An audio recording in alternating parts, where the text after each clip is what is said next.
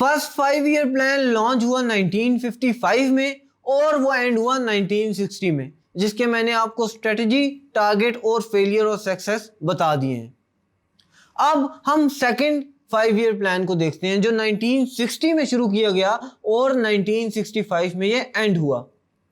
ये प्लान 1960 में शुरू किया गया और इसकी स्ट्रेटजी ये थी कि based on the lesson learn from the shortfall of the first 5 year plan, the plan was designed with the main purpose of consolidating the successes achieved during the first 5 year plan.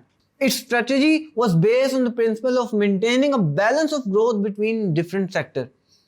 यानी different sector के दौरान या दरमियान जो level change हो गया था उसको इक्वल करने के लिए इस प्लान में बहुत हद तक स्ट्रेटजी बनाई गई थी. It was expected that this with the passage of time economy will achieve an automatic development level.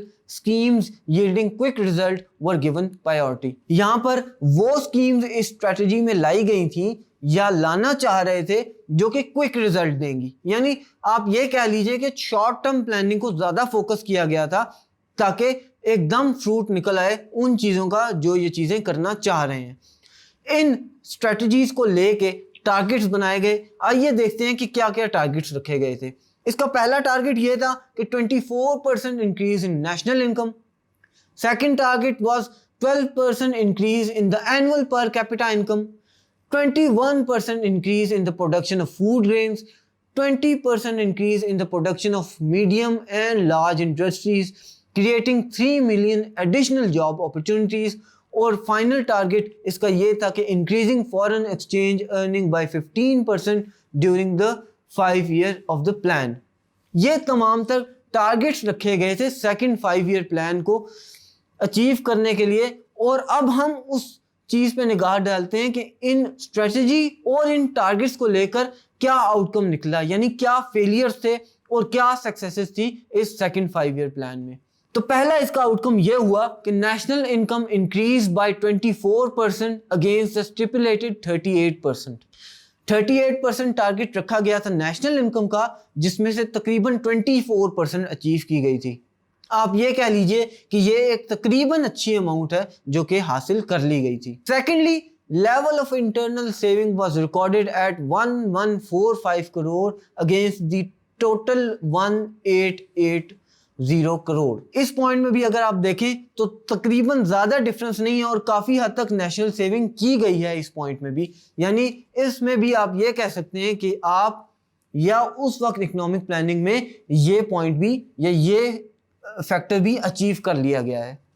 इसमें थर्ड पॉइंट या थर्ड आउटकम ये रहा कि increase in the per capita income was 14% which was higher than target set which is 12%.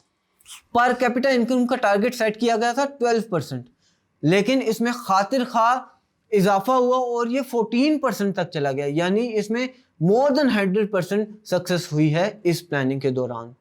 एक और चीज ये कि target of increase in population of food grain was recorded 27% against the target of 21%. इसमें target set किया था 21%, लेकिन इसमें अचीवमेंट जो हुई है वो 27% तक चली गई है, which is a very good thing. एक और चीज़ वो ये है कि industrial production increase by 61%, 1% higher than set target which is 60%. Industrial production को 60% का टारगेट दिया गया था और जो अचीवमेंट थी वो 61% थी. इससे हम अंदाज़ा लगा सकते हैं कि इस सेकेंड 5 ईयर प्लान में काफ़ी हद तक सक्सेस थी और फेलियर्स बहुत ही कम थे.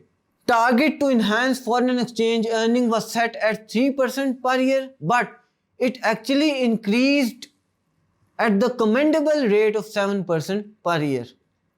इसमें फॉरेन एक्सचेंज का टारगेट 3% तक रखा गया था, लेकिन ये टारगेट भी 7% तक अचीव हुआ.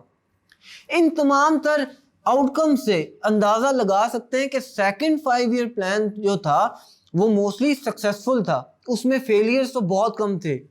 टारगेट्स मोस्टली ना सिर्फ अचीव हुए थे बल्कि टारगेट से ज्यादा अचीवमेंट हासिल हो गई थी. लिहाजा सेकंड 5 ईयर प्लान या सेकंड इकोनॉमिक 5 ईयर प्लान को हम ये कह सकते हैं कि एक सक्सेसफुल प्लान था.